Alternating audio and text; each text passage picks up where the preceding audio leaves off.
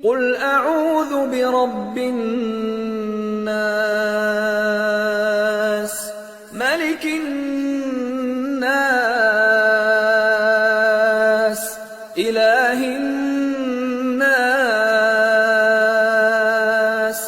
مِن